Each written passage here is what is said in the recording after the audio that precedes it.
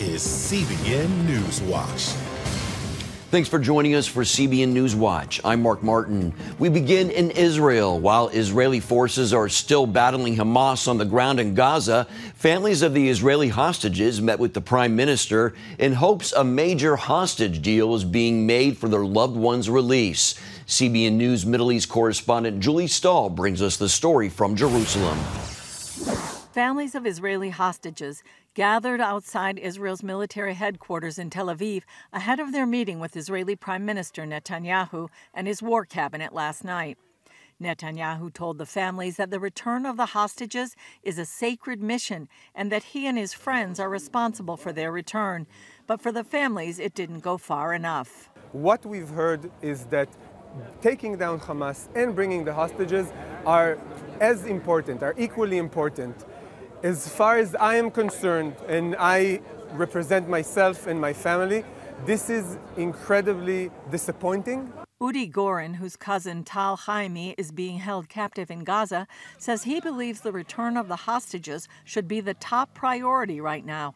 Nevertheless, he says it makes sense that details of any deal are a secret. It makes, it just takes common sense to understand that if they told us about the details of the deal that is now being done, then it might jeopardize it. Hamas leader Ismail Haniyeh says a deal is close.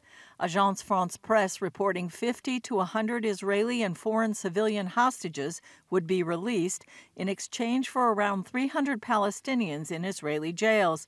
The deal would include humanitarian aid into Gaza and a 5-day truce. The U.S. also continues to hint at a soon-coming deal for the release of at least part of the hostages. But as you heard the Deputy National Security Advisor say yesterday, we believe we're closer than we've ever been. So we're hopeful. But there's still work to be done, and nothing is done until it's all done. Inside Gaza, fighting continues. Over the last day, the Israel Defense Forces says they struck some 250 terror targets, including dozens of terrorists, rocket launchers, and terrorist infrastructure. According to the IDF, one rocket launching post was located in a civilian residential area. Terrorists launched a heavy barrage of rockets from that Gaza location toward Tel Aviv yesterday. Troops also found a weapons stockpile in the residence of a senior terrorist, including in a baby's room. The fighting is not limited to Gaza and southern Israel. Along the northern border, heavy exchanges of fire as Hezbollah launches rockets at communities, with Hezbollah causing heavy damage to an Israeli army base. Hezbollah, which is backed by Iran, has launched regular and escalating attacks since October 7th, but so far no signs it plans a full-scale assault. Julie Stahl, CBN News, Jerusalem. Middle East Bureau Chief Chris Mitchell joins us now from Jerusalem. Chris, how serious is the escalation on the northern border? Well, Mark, it's very serious. Just yesterday, Hezbollah shot what's called a Burkan rocket that did substantial damage to an IDF base. Many people may not want to know what a Burkan rocket is, but it's a very large rocket, larger than usual. And a short time ago today, Mark, just the IDF struck a number of Hezbollah targets, and while Hezbollah fired some mortar shells at an IDF post. So right now, Israel and Hezbollah, they're sort of at an extension, and by extension, Iran, keeping the war on a low level. But the trend in the last several weeks has been escalating. And as was said before, a major war between Hezbollah and Israel would be a game changer here in the Middle East. Hezbollah is about 10 times the strength of Hamas, and that would expand the conflict dramatically. And as we've been told, as we get IDF briefings for the last couple of years, they've said this next war won't be the third Lebanon war, but it'd be the first Northern Front war. And what they mean by that, it would include not only Lebanon, but also Syria and those Iranian-backed militias in Syria and Iraq. Chris, we're several weeks into the ground campaign, and yet Hamas is still firing rockets into Israel. How is this possible? Well, what the IDF has found, rockets and rocket launchers, they've been in mosques, they've been in schools, they've been near hospitals. Just yesterday, they found a rocket manufacturing factory inside a mosque. And so these rockets, they're part of the fabric of life, part of the infrastructure all throughout Gaza. And they're easily hidden. They can be in a school, they can be in a mosque, and they're just set there. And sometimes they can load these rocket launchers and put them on a timer leave, and then the rockets will go 15 minutes, an hour later. So far, we've had 10,000 rockets and more fired into Israel since October 7th, and we know that at least about 900 of those have misfired and have killed Palestinians. So part of the answer they can still fire these rockets is they're just so hidden right now, woven into the infrastructure there in Gaza, and one of the things that have been coming against Israelis back since 2008. Chris, what have you been hearing about how education played a role in the massacre of October 7th? Well, Mark, this is, I think, one of the untold stories is what's going on right now. What happened the day October 7th didn't happen in a vacuum. You know, famously, the head of the UN said that. But these men have been trained since childhood to kill Jews. I just watched a story we did back in 2021. They have summer camps. And if you look at the video of the summer camps and to look at what happened on October 7th, it's almost the exact same picture. You know, these are young boys, maybe from 8 to 9 to teenagers. And then you see when they grow up in their mid-20s, like we saw 2,000 or 3,000 of these Hamas terrorists throughout southern Israel. It looks almost the exact same. We spoke today to an expert on the curriculum of the Palestinian Authority. The curriculum promotes murder of Jews, and it's what a generation of children in Gaza and the West Bank have been raised on. And you know this Proverbs, Mark, train up a child in the way that he should go, and when he's old, he will not depart it. And we've seen it come true about 50 days ago. Well, Chris, what do you have on today's Jerusalem Dateline? Well, we have a story in the ICC in Israel, how Israel is being accused of war crimes. We have a report on the maze of tunnels underneath Gaza, about 300 miles of them, and how Israel is not only discovering them, but destroying them. We also have a story about Noah Tishby. She's an author and activist. She's going to talk about the pro-Hamas rallies, and she's an advocate for the hostages. And we're also going to talk about how October 7th is affecting the emotional and mental health of Holocaust survivors 80 years after the Holocaust, and how CBN Israel is helping many of those traumatized Israelis. A lot of important information there on the program. Our CBN News Middle East Bureau Chief Chris Mitchell from Jerusalem. Thank you, Chris. And as always, many people are praying for you and our entire team there in Israel. The Israel Defense Forces mandate the highest standards of conduct for their soldiers of any military in the world. Yet they face international accusations that their fight against Hamas in Gaza is a genocide. 5 nations have called on the International Criminal Court to investigate Israel for possible war crimes. CBN's Dale Hurd has that story. The International Criminal Court's chief prosecutor, Karim Khan, has warned that he's considering war crimes charges over Israel's conduct of the war and its blockade of supplies into Gaza. I have to say that Israel has clear obligations in relation to its war with Hamas. Not just moral obligations, but legal obligations to comply with the laws of armed conflict. The United Nations is also collecting evidence, saying Israel may be committing the crime of collective punishment with its siege. We want the International Criminal Court to hold Netanyahu accountable for the war crimes and the crimes against humanity that Israel is committing. First of all, nations are not charged with war crimes. Individuals are. And those charges don't come after weeks, but in most cases after many years of investigation. The International Criminal Court would also have to prove Israeli officials willfully tried to kill civilians or cause suffering. Jeffrey Korn, former U.S. Army senior advisor on law of war issues, currently leads the Center for Military Law and Policy at Texas Tech University. He says war crimes are not committed simply because civilians die, but how and why they die. We don't define a war crime in an attack by what occurs. We define a war crime in an attack by the decision to launch the attack. So it's a conduct-based equation, not a result-based equation. And so when we look at the images of destruction and civilian suffering in war, and we jump to the conclusion that that must be a war crime, that's like saying 1 + I don't know equals war crime. The Israeli Defense Forces Code of Ethics sets a very high bar, stating, every human being is of value, regardless of his or her origin, religion, nationality, gender, status, or position. The IDF servicemen and women will act in a judicious and safe manner in all they do, out of recognition of the supreme value of human life. Andrew Tucker is an expert in international law in The Hague, Netherlands. That doesn't mean Israel doesn't make mistakes. It doesn't mean Israel doesn't do wrong things. It simply means that in terms of process, in terms of decision-making, it's, I think, indisputable that Israel holds itself to the highest moral and legal standards. Some of those who want Israelis charged for war crimes are very upset with Karim Khan for not having already issued arrest warrants, with the anti-Israel BDS movement branding Khan a genocide enabler.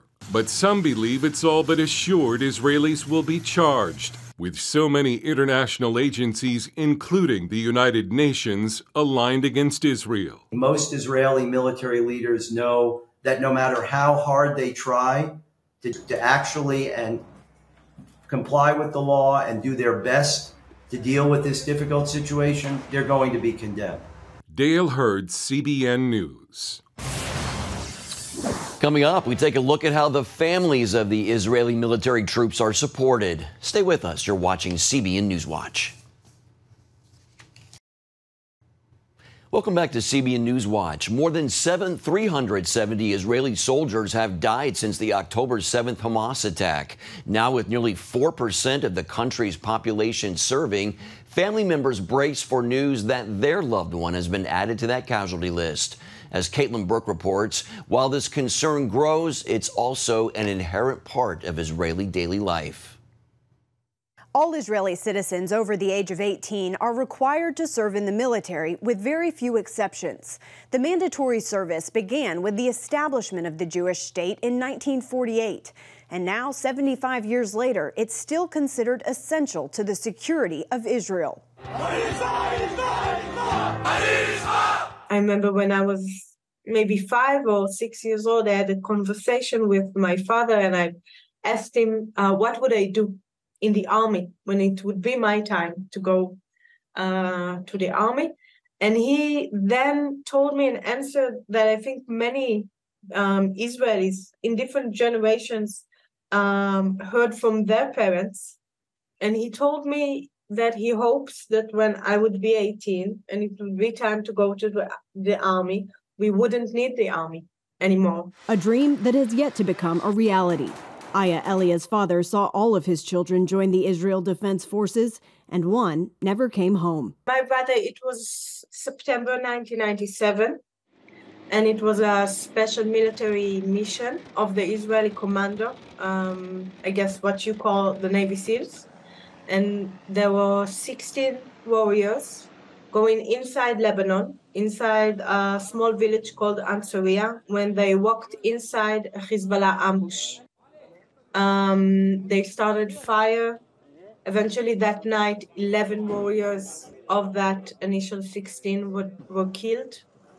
One of them were left behind. This is my older brother, Itamar. Hezbollah held on to his remains for another 10 months before his body was brought back. As part of her healing process, Aya recently released a documentary called Knock on the Door, a phrase which she says Israelis instantly recognize. This is something we live. We live in the waiting, the horrific waiting for that knock, because the death of soldiers is so common and something so inherent to the Israeli day-to-day life. While all Israeli families must prepare for the news of loss, they aren't left alone to deal with it. When Ronnie Mermelstein's brother died in combat, she recalls support her family received as one of her most vivid memories. One of the most important things that I remember is that our house was full of people, and friends and family, and also people that we don't know who came to our house to support the family. Now, both Ronnie and Aya are associated with the Atelef Foundation, an organization that ensures Israeli Navy SEALs and their families receive care in life and in death. The families become part of the community, so they know they have always someone that they can reach to and someone that will embrace the family. The foundation's sister organization, American Friends of Israeli Navy SEALs, has raised millions of dollars since this current war began to provide families of soldiers with multiple needs, from housing to childcare. And when a soldier falls, they make sure that feared knock on the door will not be the last one the family receives. Caitlin Burke, CBN News, Washington. Thanks for staying with CBN Newswatch. Although Jews make up less than 3% of the American population, the FBI states they are the targets of 60% of all hate crimes. On top of that, anti-Semitic incidents have seen an alarming spike since October 7th, leaving many Jewish Americans with psychological scars. CBN medical reporter Lori Johnson brings us the story.